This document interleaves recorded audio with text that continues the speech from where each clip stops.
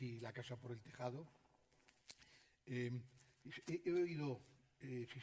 sistemáticamente la palabra cambio. Yo creo que es importante saber que, como decía Einstein, cualquier cambio de sistema solo se puede hacer si cambiamos las herramientas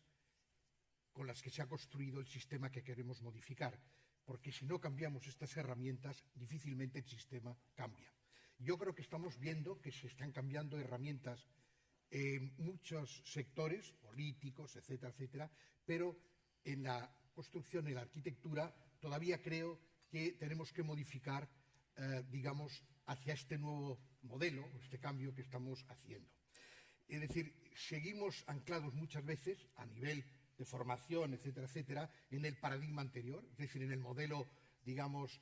del siglo XX, de la construcción y las escuelas, etcétera, están haciendo, y yo creo que es muy importante que tenemos que empezar a cambiar de lo prescriptivo a lo prestacional. Esta es una idea que quiero poner para el debate. Es decir, todo el modelo anterior se basaba en un desarrollo de normas y de reglas que prescribían cómo se tenían que hacer las cosas. Creo que ahora hay que empezar a hablar de lo prestacional, es decir, lo que tiene que demandar y, por tanto, se tiene que pedir, que en muchos sectores se está haciendo y que en la construcción, en la arquitectura, yo creo que todavía no. Por tanto, me gustaría que empezásemos a hablar casi como la arquitectura como organismo. Y, de hecho, creo que si hablamos de la arquitectura no como un objeto que consume energía o recursos y deja desperdicios, sino que realmente lo que hace es que interactúa con el entorno como un organismo vivo, técnica ya para poder desarrollarlo, y yo creo que en este concepto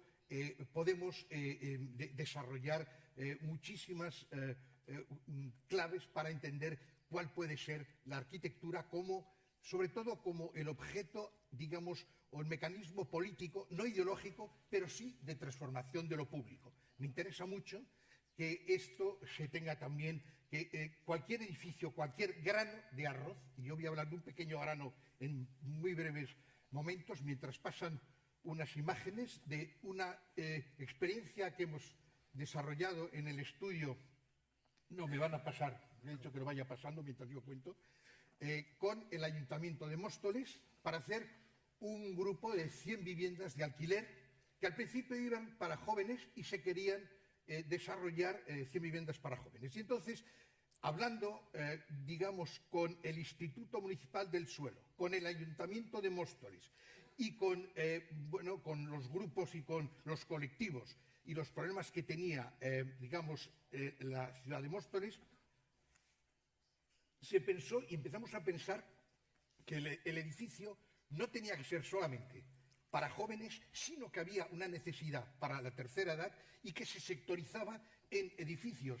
digamos, para la tercera edad y edificios para jóvenes. Bien, hicimos un edificio donde los jóvenes y la tercera edad se juntaban con beneficio para ambos, porque los jóvenes tenían además que se implicaban en el cuidado y en el tratamiento y en la asistencia, digamos, a la gente de la tercera edad. Este edificio que estáis viendo, además, hicimos una experiencia también con el propio ayuntamiento de crear unas bajísimas demandas energéticas, y es el primer edificio que yo creo que se ha construido, desde luego, colectivo y público en España, que funciona con una geotermia de aire por el suelo. Es decir, veis unas chimeneas solares, las chimeneas funcionan para generar todo un movimiento convectivo del aire que recuperamos por debajo del propio edificio. Estamos consiguiendo realmente unos ahorros brutales y, por tanto, en un clima continental como el de Madrid,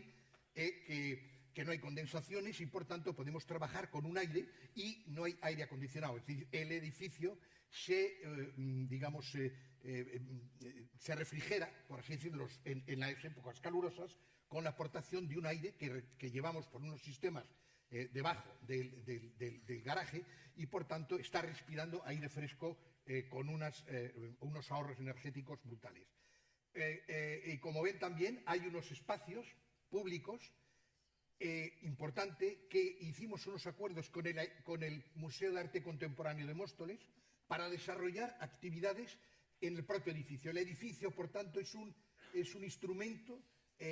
digamos, que retoma aquellas ideas que plantearon Le Corbusier sobre un edificio que es capaz de ser una ciudad, y se hacen actividades de teatro, exposiciones en todas estas plazas que estáis viendo a una escala pública. Por otra parte, tiene una cosa interesante. Todos los mecanismos o todos los sistemas pasivos que funcionan para el ahorro energético, como las calderas solares y muchos otros mecanismos, conseguimos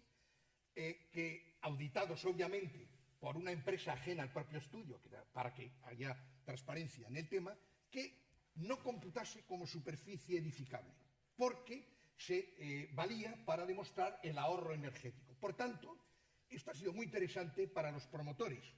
de Móstoles, que ven que introduciendo mecanismos, y ya saben que, bueno, el promotor pues le interesa, digamos, aprovechar la máxima edificabilidad, ¿verdad? Si no computa una caldera solar y una serie de mecanismos pasivos, pues también se puede conseguir. Y esto se consiguió con un acuerdo con el Instituto Municipal del Suelo, el propio ayuntamiento, de tal manera que se incentivan estos mecanismos. Otros ejemplos: todo el edificio que tiene doble orientación, en fin, todos los mecanismos de tipología, lo pueden ver en la página web del estudio, que está explicado el proyecto. Por ejemplo, a la hora del pasillo exterior de distribución, lo diseñamos con la medida del cruce de dos bicicletas, que también son bueno, recursos, digamos, de diseño, puesto que la mayoría de la gente joven que vive en el edificio utiliza mucho la bicicleta, y en los extremos digamos, del propio edificio hay unos almacenes para cada uno colgar su bicicleta, con lo cual puedes llegar prácticamente a tu vivienda, llegas en bicicleta. Yo creo que esta voluntad de que las estrategias, este pequeño grano que están viendo en la pantalla, ¿no?, este pequeño grano de esta paella que todos hoy hemos olido, pero no hemos comido, que espero que luego en breve la podamos probar, ¿no?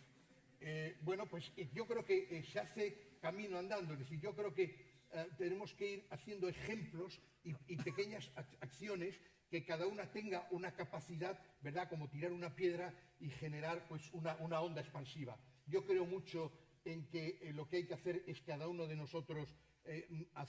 comprometerse. En ese sentido hablo de política, como acción pública y como acción de que cualquier herramienta nueva la tenemos que cargar e impregnar de esta capacidad que tiene de transformación, ¿no? Porque si no, realmente, si no cambiamos las herramientas y no vamos a dotar de demandas prestacionales a nuestros edificios, y yo creo que dentro de 50 años, yo no lo veré, pero mis nietos espero que vean que los edificios, toda la energía que se implementa en la construcción de un edificio se va a devolver al entorno, porque se pedirá que ya no, el edificio no solamente diga tiene tantas plantas, tanta altura de cornisa, sino